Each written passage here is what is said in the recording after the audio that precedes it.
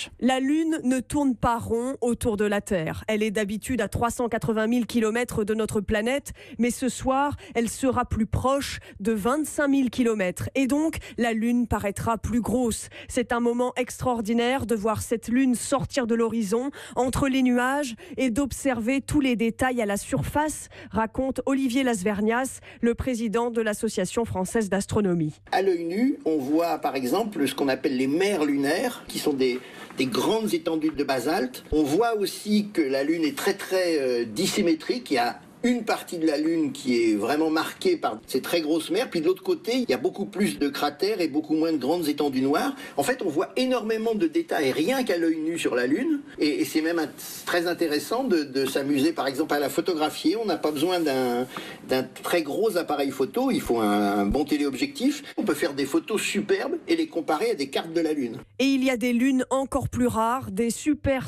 lunes qui se rapprochent davantage encore de la Terre. La plus belle de ce millénaire, on ne sera plus là pour la voir. Elle aura lieu le 1er janvier 2257. Pas tout de suite donc.